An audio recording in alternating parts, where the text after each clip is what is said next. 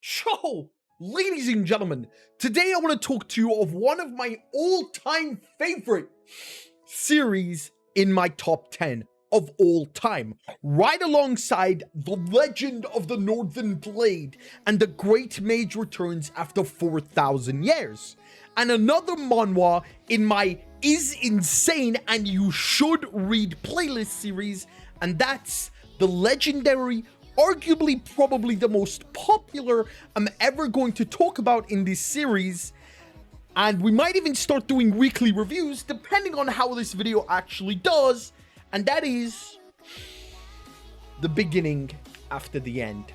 So with that said, let's just jump straight into this video and let me give you all the reasons why you should start right now and catch up to The Beginning After the End.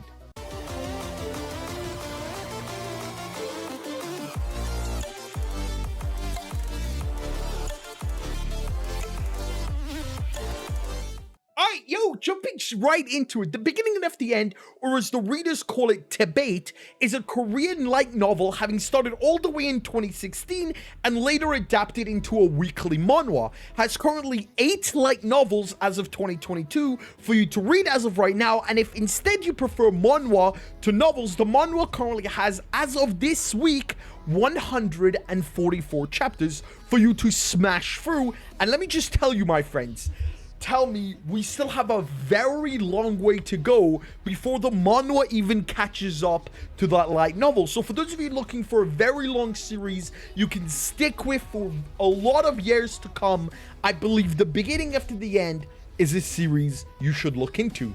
Now into my favorite part, the plot. With most Korean power fantasy manhwa, this is obviously an isekai, but instead of the main character being a lonely loser pedophile like the main character from Mushoku Tensei, I know, I'm sorry for all my Mushoku Tensei fans, I love it, I will still watch it, it's one of my favorites, but let's not question the fact that that dude is literally a pedophile.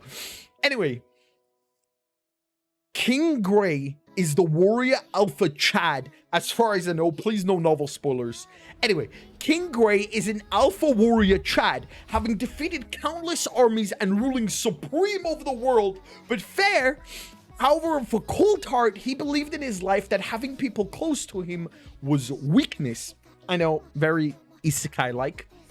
To which he would deeply regret in his later life. After becoming king and having no close allies, one day he gets tragically poisoned and assassinated and dies.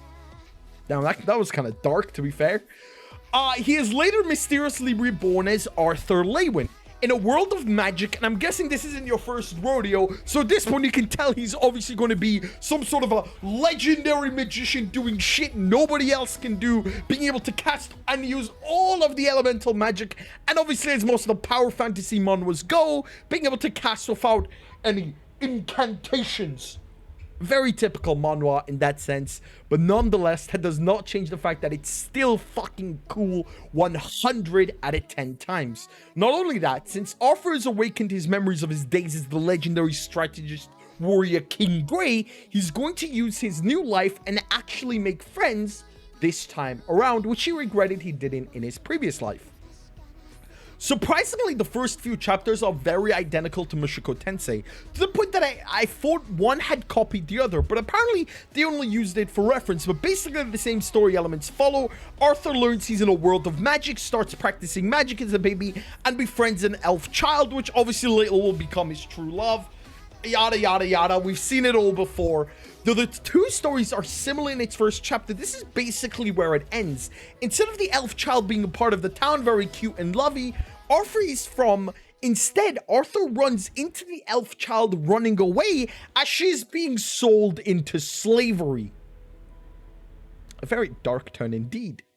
Very dark turn. And very typical of humans in Manhwa to look down on other races. Now, at the end of the day, I've only very lightly told you the story. There is, in fact, a way deeper storyline on how Arthur exactly runs into Tessa and the story that follows after that, and I couldn't even begin to explain without major spoilers, but The Beginning After the End is a truly revolutionary isekai manhwa, one that I truly believe will be even way more popular than Mushoku Tensei whenever it gets an anime. And for the record, The offer is hinted towards an anime as of late, so it's still very possible. TBATE, followed with its amazing story, has also some of the best art I have seen in Manhwa. Yes, better than The Great Mage Returns after 4,000 years, and about, I would say, on the same level as The Legend of the Northern Blade.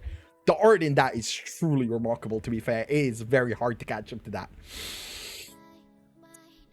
But it has powerful colors and insane visuals when the fighting begins. TBATE is one of the most popular manhwa currently airing and will continue to air for a very long time coming.